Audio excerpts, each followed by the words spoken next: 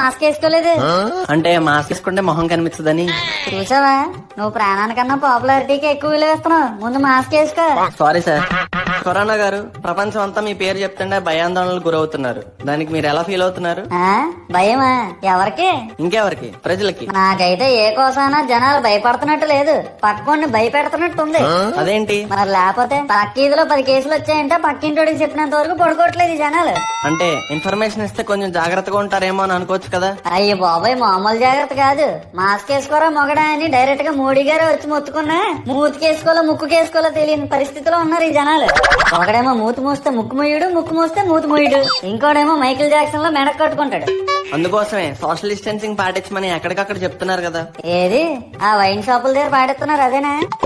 అంటే alcohol ban చేయాలన్నా మీ ఉద్దేశం? వద్దురా బాబు, అది ఇంకా ప్రమాదం. శానిటైజర్ లోంచి సెపరేట్ చేసుకుని మరి తాగేస్తున్నారు. ఈ టీవీలోని గట్ట కరోనా రాకుండా ఉండాలంటే విటమిన్ సి వేసుకోండి, డి వేసుకోండి అంటే A to Z ఉంటాయని ఫుల్ వేస్తున్నారు. ఏటి చెప్తాం, ఏమైనా అంటే వేడి ఉండాలి, వేడి ఉంటే కరోనా రాదు అంటారు.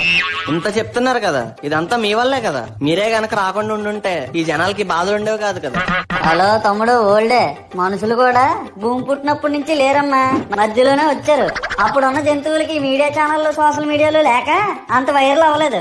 కానీ ఇప్పుడున్న పరిస్థితి చూస్తుంటే మీకు జాలేయట్లేదా? చికిత్స చేద్దామన్నా ప్రభుత్వ హాస్పిటల్లో బెడ్లు లేవు. పోనీ ప్రైవేట్ హాస్పిటల్లో జాయిన్ చేద్దామంటే వాళ్ళు అడిగినంత డబ్బు లేదు. ఇప్పుడు మైసూర్ బోండా కోసం మైసూర్ వెళ్ళినట్టుంది మీ వ్యవహారం.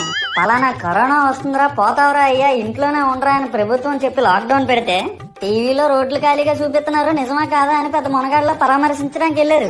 ప్రభుత్వం అయినా ఎంతకని చేస్తుందిరా మీ కింద? ఇయ్యాల రేపు ప్రాణంగా పెంచుకున్న పిల్లలే చూడట్లేదురా. అలాంటిది పిల్లలను పక్కన పెట్టి కూడా డాక్టర్లు, పోలీసులు, ప్రభుత్వ యంత్రాంగం అంతా పనిచేస్తుందిరా.